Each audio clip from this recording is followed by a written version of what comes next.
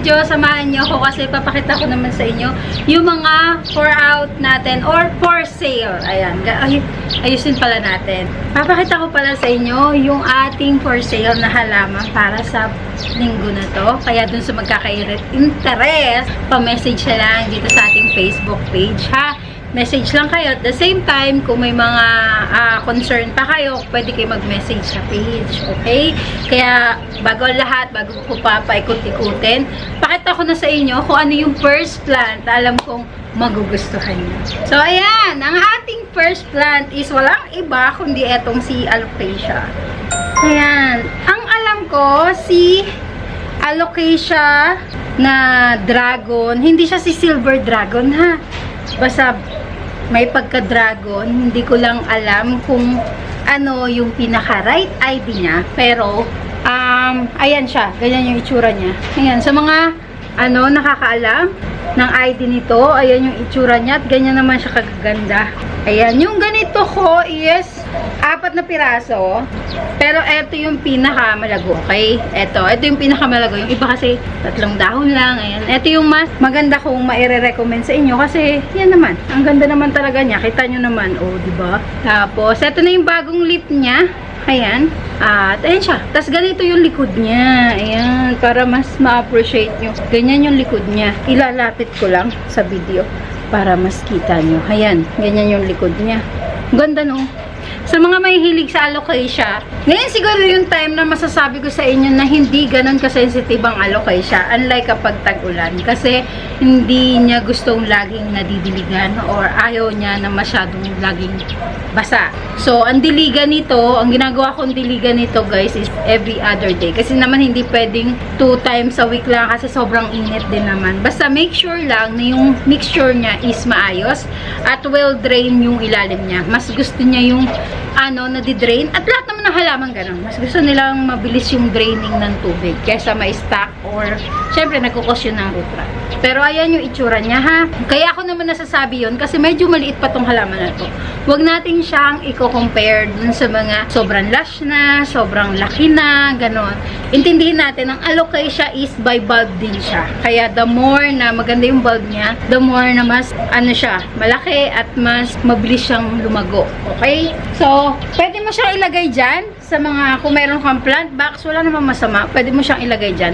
Pero, ang pinaka-problema lang talaga sa kanya, kapag nilagay nyo sa mga ganyan, kailangan yung kasama niya is the same niya na hindi masyado sa tubig, okay lang din sa init, yung ganon. Kasi kung isasabay mo siya sa laging dinidiligan, let's say outdoor plant, ilagay mo siya sa malakas sa tubig, siya hindi, mangyayari, matutunaw talaga siya, ganon.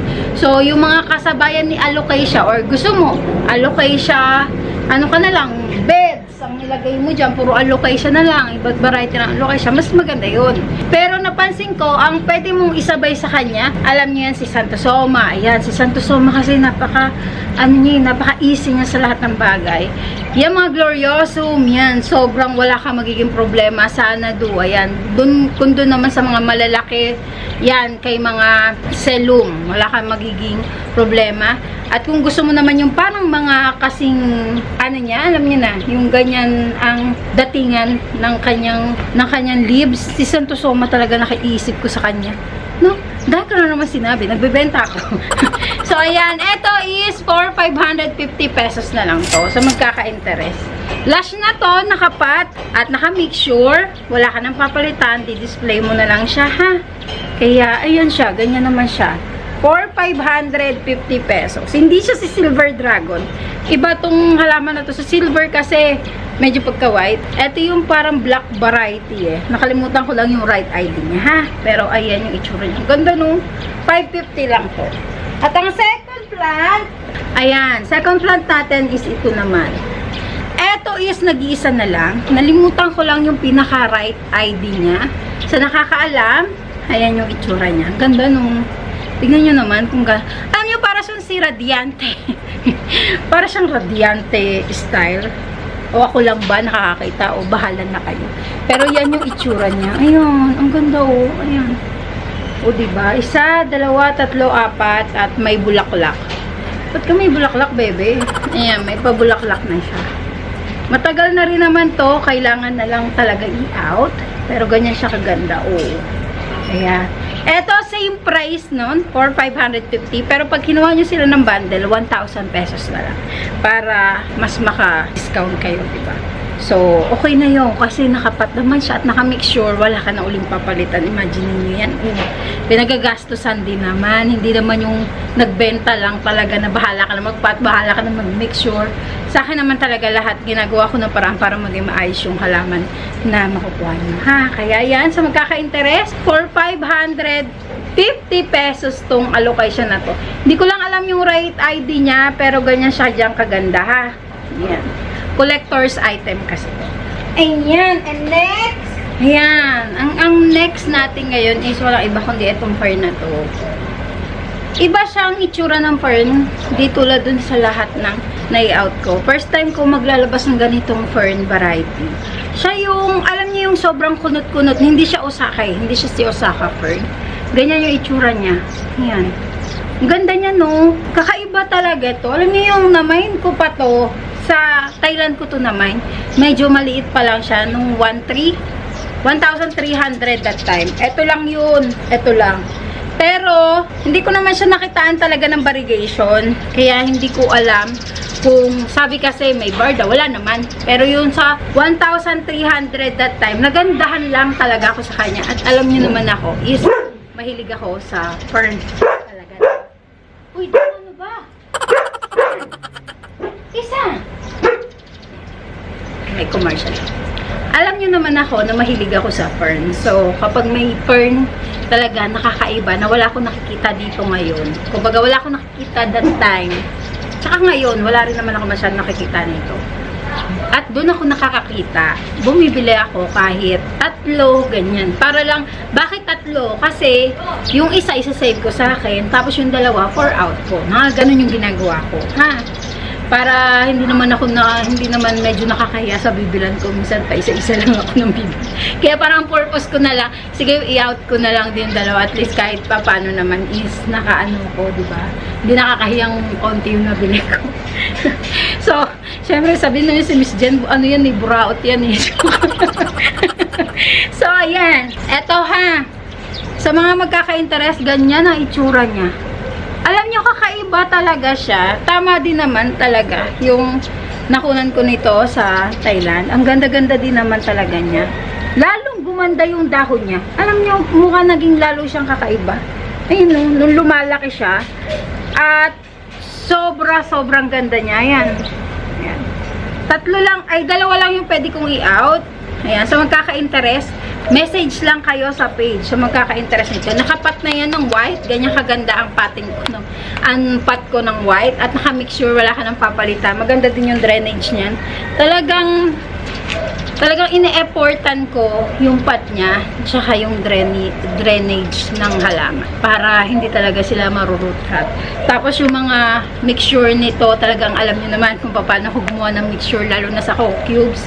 Ginagawa ko talaga, inaano ko talaga sila, kinocure ko ng rooting hormones. Ang gamit ko po is Hormex. Wala naman specific, pero ngayong buwan na to ang gamit ko Hormex, ha? So, ayan. Ganyan yung itsura niya. Ito, dagdagan nyo na lang ako kahit gusto ko sana 150 dagdag. Kung kaya, ha? So, 1,300 kahit 1,450 na lang to. Dapat 1,500 ko pa sana i-out. For 1,450, ayan siya. Ayan. Para na lang sapat. Kasi itong pat na to, 100 pesos na. Hindi ko na hihingin yung dun sa mixture. Konting share na lang sa shipment. Pero matagal naman na to. Wala na kayong problema. Ganyan siya, oh. Ayan, ha. Tapos yung likod niya, ganyan yung likod niya, oh.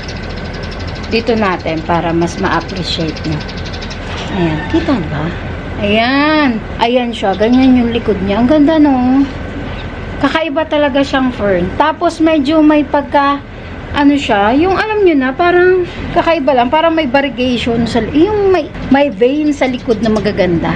So, ayan. Ganyan siya kalaki at ganyan yung likod niya. Ha, ayan. Ganyan. Oh, di ba? Tapos ganito siya. Kakaibang fern to. Malaki na rin to, hindi to maliit. Baka sabihin nyo, maliit. Hindi, malaki na siya, di. Ganyan siya kalaki, oh. Ganyan siya pag hawak ko, ha? Ayan, nakakapayat siya.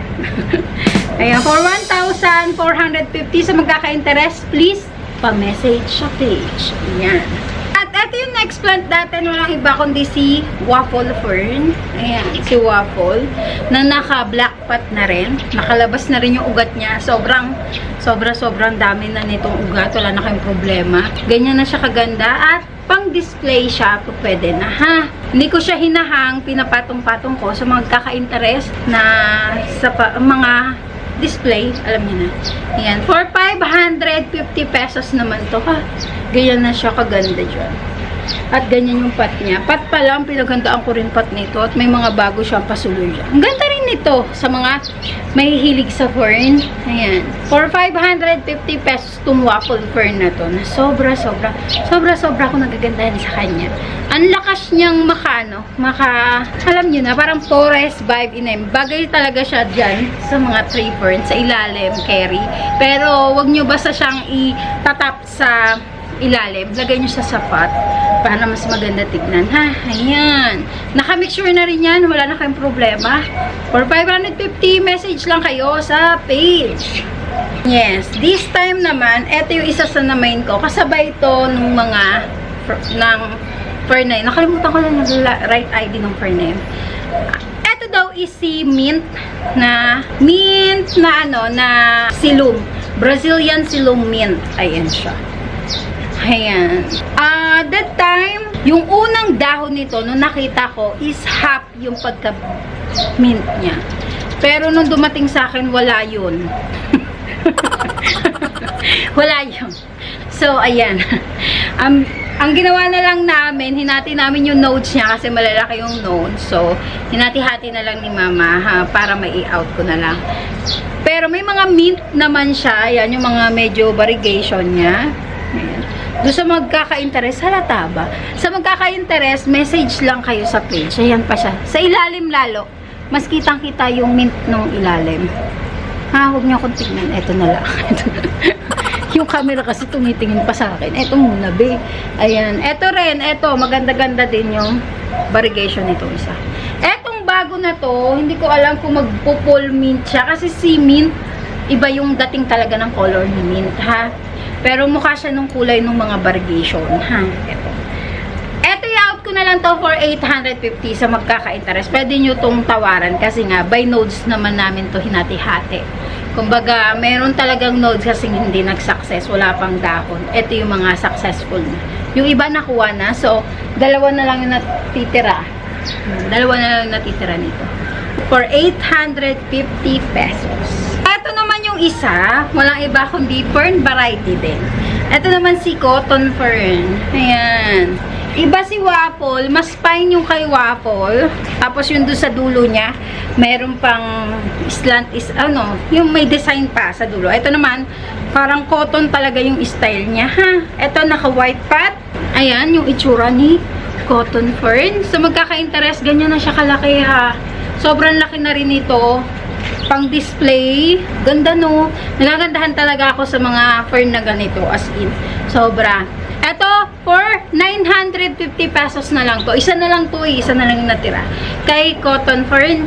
Kaya, sa magkaka-interest, message ka na lang. Kaso, pag lalamove to, na lang to, parang isa lang ang kaya ng lalabox. Kasi medyo malaki talaga siya. Hindi naman siya mataas, pero malaki siya. Tsaka siguro medyo may kabigatan dahil na din sa mixture niya kasi puro coco peat to. Imagine niyo coco peat na ganito. Kasi mas gusto nila yung coco peat, ha?